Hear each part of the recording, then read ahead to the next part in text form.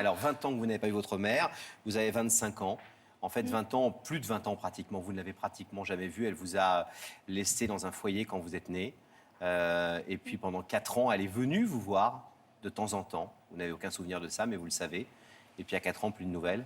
Qu'est-ce que vous savez d'elle? Qu'est-ce que vous savez de cette maman biologique? Qu'est-ce qu'on vous a dit? Alors, je sais qu'elle était jeune, qu'elle n'avait pas les moyens de m'élever. Donc, elle a fait vraiment ce qu'elle pensait le mieux.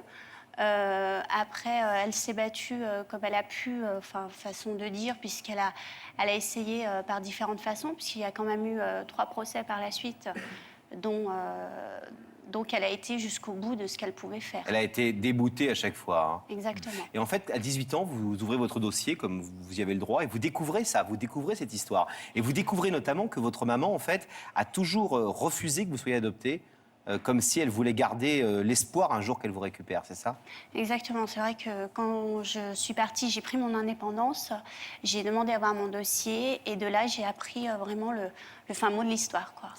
À quel âge, justement, vous avez pris conscience que votre famille adoptive n'était pas votre famille biologique? Je l'ai toujours su, puisque jusqu'à mes 13 ans, je portais le nom de ma maman biologique.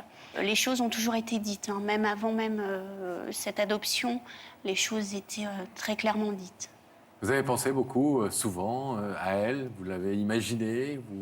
Vous la représentiez? Alors, en toute franchise, penser à elle, oui. L'imaginer, non. Puisque, n'ayant pas du tout de point de repère, j'ai préféré ne pas du tout imaginer. Et aujourd'hui, j'imagine pas non plus pour ne pas être déçue aussi bien en bien qu'en... Enfin, je préfère avoir la surprise. Elle n'a pas de visage dans Non, votre tête. du tout. Quand vous pensez à elle, vous ne lui donnez pas de visage. Du tout. Alors ce visage, est-ce que vous êtes prête ce soir, Laetitia, à le découvrir? Parce que vous savez, on vous l'a dit, que nous avons réussi, au terme de notre enquête, à retrouver Muriel. Vous allez donc, si vous le voulez, pour la première fois de votre vie, pouvoir voir le visage de cette maman. Est-ce que vous y êtes disposée maintenant? Oui, oui. D'où la démarche. Alors regardez avec nous, s'il vous plaît, la rencontre de Daphné avec votre maman Muriel.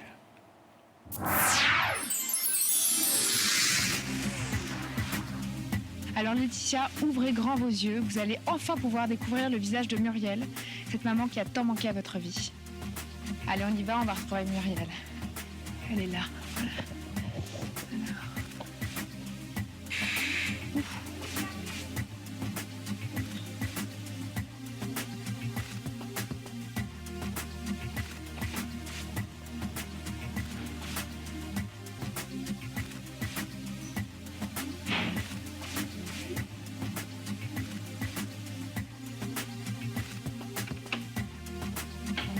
Bonjour, vous êtes Muriel? Oui, bonjour. Je suis Daphné de l'émission Y'a que la vérité qui compte.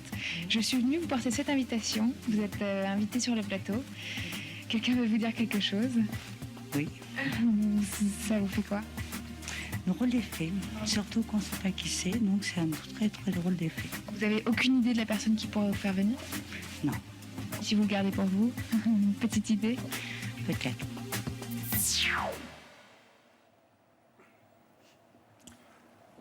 Daphné, se demandait si vous alliez vous retrouver dans son regard. C'est le cas? C'est beaucoup d'émotions en peu de temps, donc je serais incapable de dire. Qu'est-ce que vous avez éprouvé quand nous vous avons appelé pour vous dire que nous avions identifié Muriel, que nous savions où elle était et qu'elle serait certainement présente sur le plateau? Ça a été un peu comme si il y avait un fardeau qui tombait. Qu'est-ce que vous voulez lui dire ce soir, Laetitia? Quelle place vous voulez tenir dans sa vie? Quelle place vous voulez qu'elle tienne dans la vôtre? Je dirais que je voulais déjà la voir, ne serait-ce que mettre un visage sur un nom. Ensuite, l'avenir nous dira ce qui se passera. Et puis, au moins qu'on apprenne à se connaître et puis qu'on essaye de découvrir des points communs. Vous croyez que lorsqu'elle va voir votre visage tout à l'heure dans l'écran, elle va tout de suite savoir de qui il s'agit? Je pense. J'imagine que c'est l'un des soirs les plus importants de votre vie, ce soir, de votre courte vie, votre jeune vie. Ouais, ça fait partie des soirs importants. On espère qu'il va être heureux, on espère qu'on participe à cette fête et qu'on vous aide beaucoup dans ces moments-là. On voit déjà à vos yeux, en tout cas, que c'est un moment important. On vous abandonne quelques petits instants, mais ce ne sont que D'accord. quelques courtes minutes après ces 25 années. Et on va retrouver Muriel aux côtés de Daphné. À tout de D'accord, suite. à tout de suite.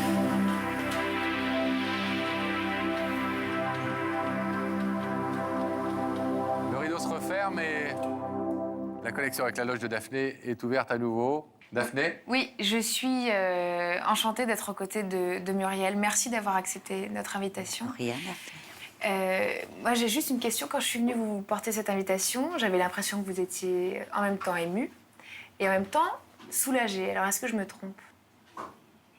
Non, Non, je me trompe pas? non. Vous vous trompez Pourquoi pas, vous, Daphné. pourquoi vous aviez l'air si soulagée de nous voir à votre porte, enfin de me voir?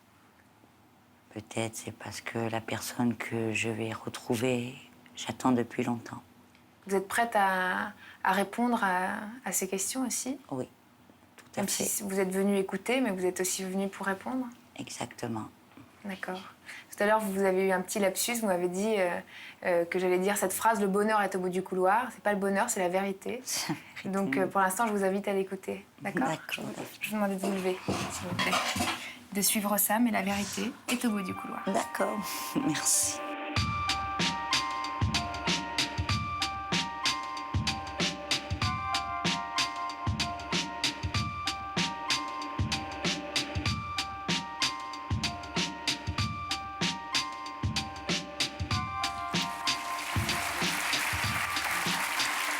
Bonsoir, Muriel. Vous allez bien? Très bien, merci. Bienvenue, je vous présente Laurent. Asseyez-vous. Merci d'être venu jusqu'à nous. Quelqu'un veut vous parler, vous le savez. Quelqu'un qui se trouve de l'autre côté de ce rideau en ce moment même. Oui, Là, juste à quelques mètres. juste à quelques mètres. Une démarche importante pour cette personne. On espère qu'elle le sera aussi pour Pour vous. moi. Vous disiez dans ce lapsus que rappeler Daphné, le bonheur est au bout du couloir. C'est tout ce qu'on vous souhaite. En tout cas, c'est le but de cette émission. Même si parfois ce rideau reste fermé, c'est la règle du jeu. Mais n'oublions pas que le rideau est fermé dans la vie pour les personnes qui viennent ici.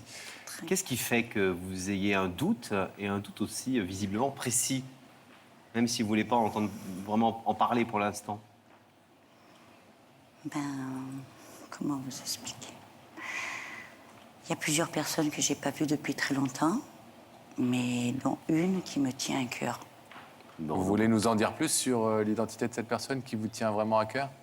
Ou vous voulez le garder pour vous? Pour l'instant, je préfère le garder. C'est votre droit, évidemment, Muriel. Je vous propose alors d'écouter une question qui va vous être posée. Ça se passe là-haut dans les écrans. D'accord. Muriel, es-tu du genre à tout laisser derrière toi ou vivre avec? Est-ce que vous êtes du genre à tout laisser derrière vous? Non. Je peux laisser, mais vivre avec aussi. Laissez sans oublier. Voilà. Un deuxième indice, Pascal? Alors regardez le deuxième. Muriel, crois-tu que dans la vie, on ait toujours le choix? Non. Non, Vous n'avez pas toujours eu le choix? pas toujours. Non. Vous? Moi, personnellement, oui. Plus que d'autres, vous avez le sentiment? Peut-être. Ça confirme encore? Ça confirme peut-être, oui. Est-ce que ça confirme suffisamment pour vous donner l'envie d'ouvrir ces écrans sur l'autre côté du plateau? Vous savez que vous êtes libre d'en rester là, Muriel. Non, non, je vais aller jusqu'au bout. Alors regardez, s'il vous plaît, à nouveau les écrans. Le visage de la personne qui veut vous parler ce soir, qui vous invite sur ce plateau, va y apparaître.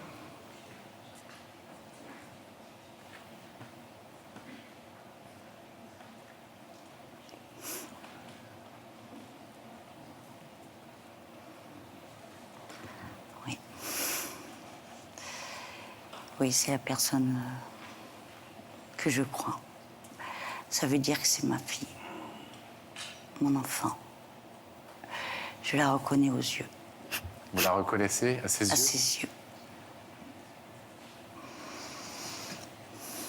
Cette jeune femme a 25 ans, Oui, s'appelle Laetitia.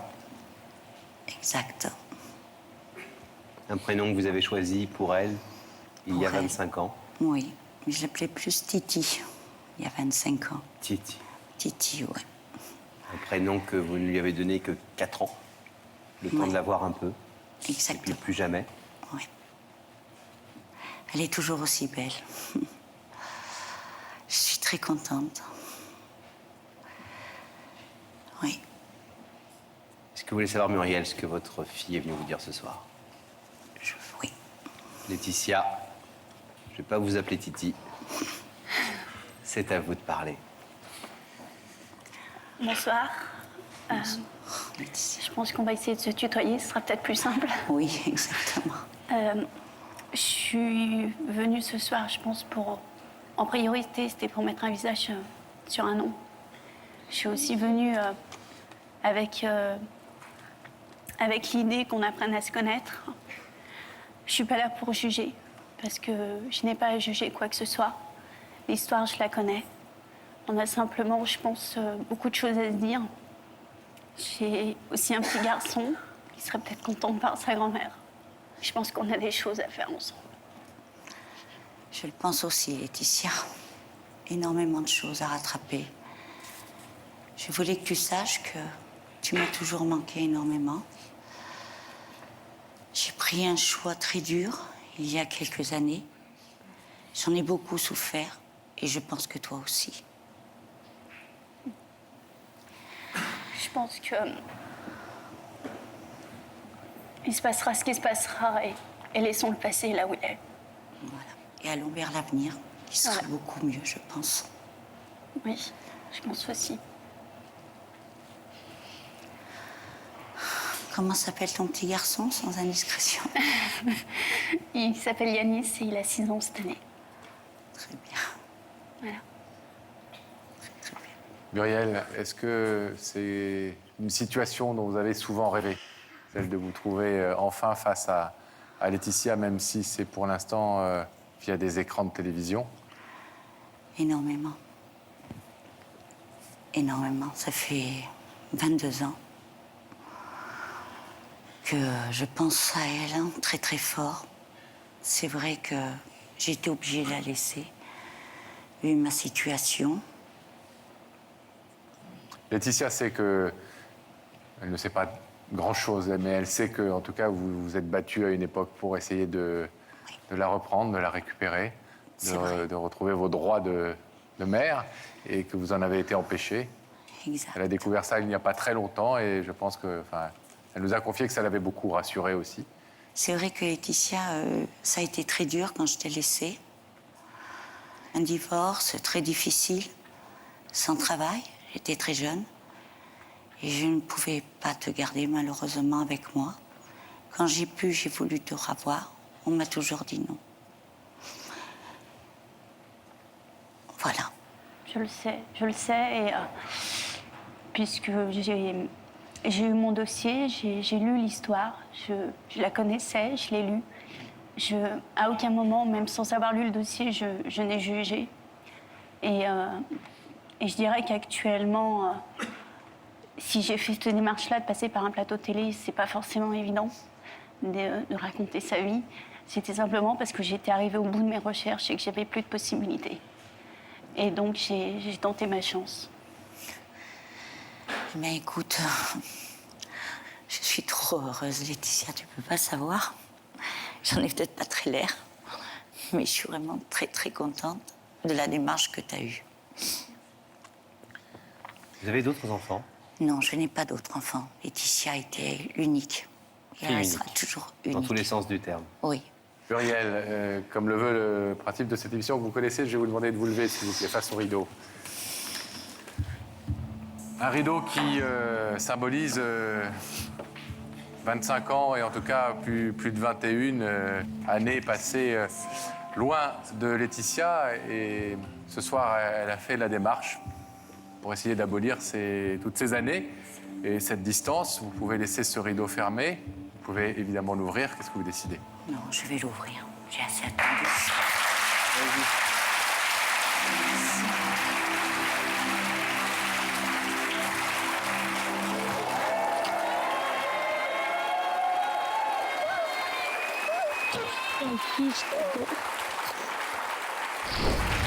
La retrouvaille, les magnifiques retrouvailles de Laetitia et Muriel. Et on va recevoir maintenant sur le plateau, 20 ans plus tard, Laetitia et sa famille. Ces 3 filles, Regardez. Perla, Stella et Sony.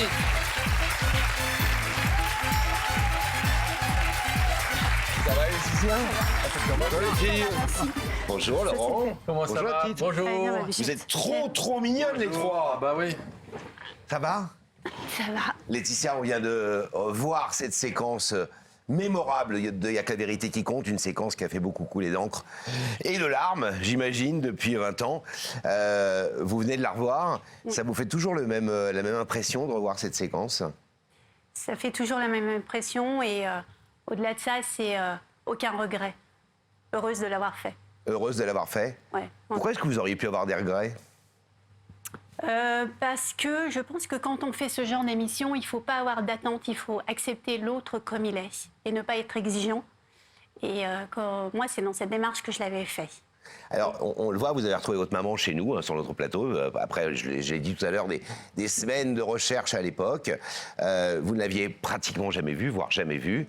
Qu'est-ce qui s'est passé ensuite quand vous êtes sorti du plateau avec votre maman? Eh ben, on a tissé un lien. On a appris à se connaître. Doucement, tranquillement. Oui, doucement.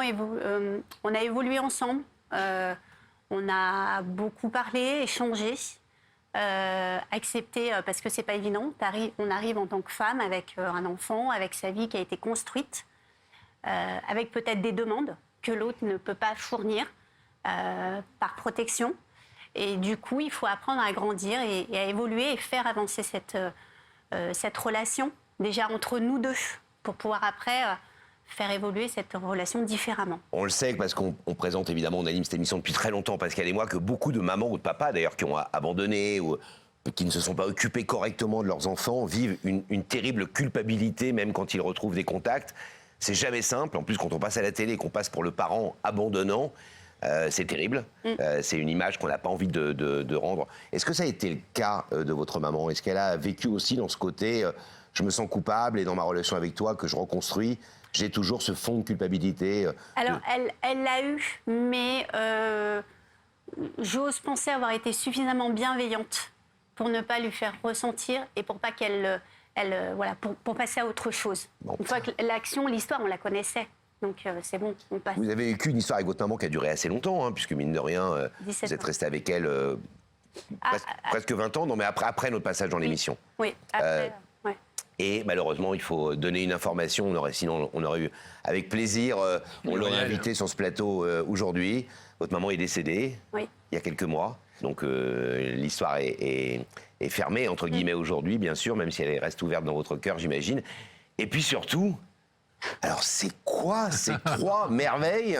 Votre maman les a connues, vos filles? Oui, Ouais. oui, et ben, ouais, la connu, Sony, Stella et Perla. Oui. Alors, c'est qui ça. est Sony, qui est Stella? C'est moi, Sony. Sony. T'es la plus grande, toi? Oui.